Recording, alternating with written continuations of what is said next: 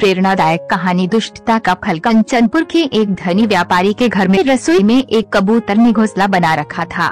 किसी दिन एक लालची कौवा जो है वो उधर से आ निकला। वन्य मछली को देखकर उसके मुंह में पानी आ गया। तब उसके मन में विचार आया कि मुझे इस रसोई घर में घुसना चाहिए, लेकिन कैसे घुसूं ये सोचकर वो परेशान था। तभी उसकी नजर वो कबूतरों के घोंसले पर पड़ी। उसने सोचा कि मैं अगर कबूतर से दोस्ती कर लूं तो शायद मेरी बात बन जाए। कबूतर जब दाना चुगने के लिए बाहर निकलता है तो कौवा उसके साथ साथ निकलता है।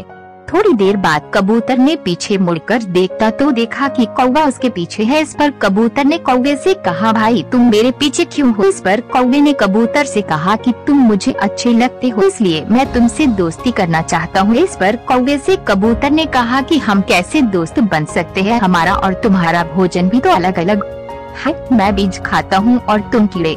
इस पर कौवे ने चापलूसी दिखाते हुए कहा, कौन सी बड़ी बात है, मेरे पास घर नहीं है इसलिए हम साथ साथ तो रह ही सकते हैं और साथ ही भोजन खोजने आया करेंगे, तुम अपना और मैं अपना। इस पर घर के मालिक ने देखा कि कबूतर के साथ एक कौवा भी है तो उसने सोचा कि चलो कबूतर का मित्र होगा, इसलिए उसने उस बारे में अधिक नहीं सोचा।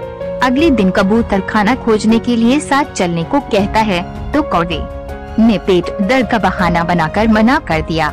इस पर कबूतर अकेला ही चला गया, क्योंकि कौवे ने घर के मालिक को ये कहते हुए सुना था नौकर को कि आज कुछ मेहमान आ रहे हैं इसलिए तुम मछली बना लेना।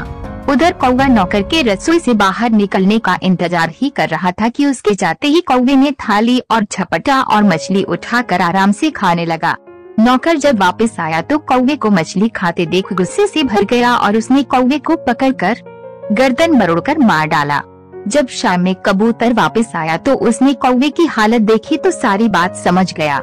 इसलिए कहा गया है दुष्ट प्रकृति के प्राणी को उसके किए की सजा अवश्य मिलती है।